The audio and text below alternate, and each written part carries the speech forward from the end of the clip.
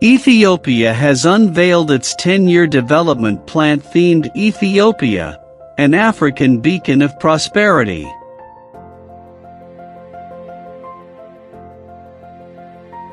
Why was policy reform necessary? Which started out with the homegrown economic reform and now is the 10-year prospective plan. Why was it necessary? The growth that Ethiopia has been registering for the last decade or so lacked quality. The 10-year plan envisions Ethiopia to be an African beacon of prosperity by 2030. And having this vision at the top, it has this overarching goal of ensuring shared prosperity, prosperity in all its dimensions, where every citizen gets his or share of the cake. We both know that the private sector has not been allowed to grow. Now the government really understands the bumpy road that the private sector have been through. How do you plan on then getting growth and achieving some of these fantastic ambitions that you've laid down to be achieved through the private sector? So the private sector should really come into the driver's seat. We have these interim strategies, for instance, the public-private partnership. So it's really working well, especially in areas of energy and infrastructure. We want to expand that, of course, to other sectors too. So that would really augment the capacities of the private sector. The plan encompasses the period from July 2020 to 2030. The plan focuses on ensure 10% average GDP growth over the next 10 years, thereby double the current GDP per capita / poverty by half by 2030. According to Fitsum Assefa, Planning and Development Commissioner, the 10-year program has 10 strategic pillars.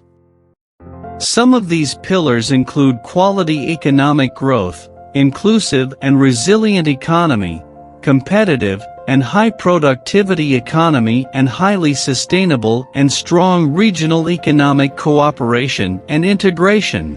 Ethiopia's economy should stay in the high growth trajectory, and we targeted to register 10% average GDP growth over the 10 years time, and this will enable us slash poverty by half and register a per capita GDP of 2,200 USD, where we position Ethiopia as at middle income countries level. Which is basically double the current GDP per capita. Double the current GDP per capita, and also unemployment is targeted to reach to less than 9%. In fact, other goals are also included on the infrastructure side. For instance, energy generation is targeted to reach about 20 gigawatts. And along with that, universal access to electricity in both urban and rural areas. And also, similarly, universal access to safe drinking water in both rural and urban areas over the coming 10 years. Other goals, social goals, which really touch the lives of our citizens, like in human development areas, health, education, that align with the Sustainable Development Goals. The Africa Agenda 2063 are also included to really improve, lives and livelihoods. So the goals include the conventional economic goals and targets, and also other goals and targets to bring about are really inclusive, comprehensive pillars that include economic, social, administrative, and institutional, issues. There are about 10 pillars in this regard.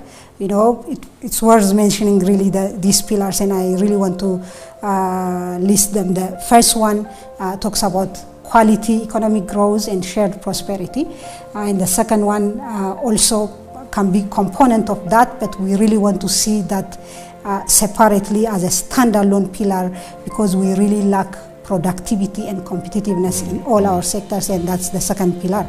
The third pillar talks about sustainable development financing. That's also where we failed in the past decade, and so this time around we want to really raise sustainable development finance. And the other one relates to technological capacity and digital economy. So that's also the area that we haven't touched. So that's the fourth pillar.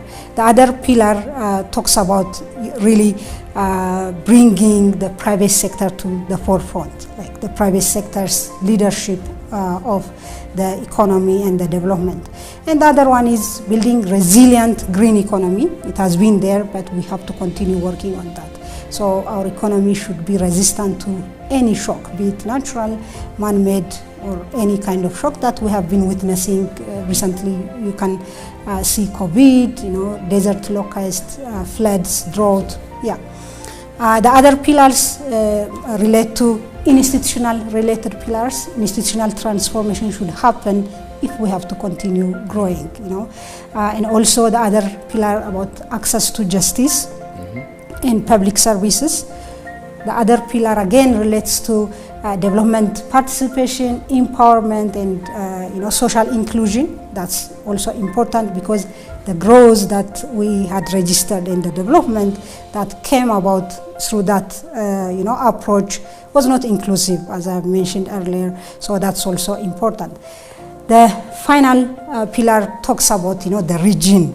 So Ethiopia is not an island.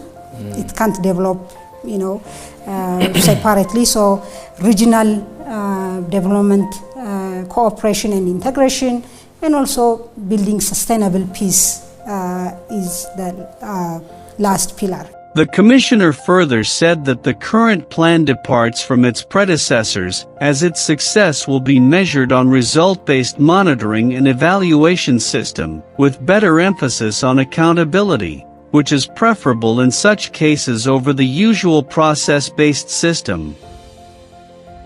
If you want to see the full interview, please check for the link in the video description. You can also get it directly from Office of the Prime Minister Ethiopia YouTube channel. We would like to congratulate the Commissioner, and we wish Ethiopia success. Thank you. If you enjoyed this video, make sure to push the like button and subscribe to our channel if you have not done so already.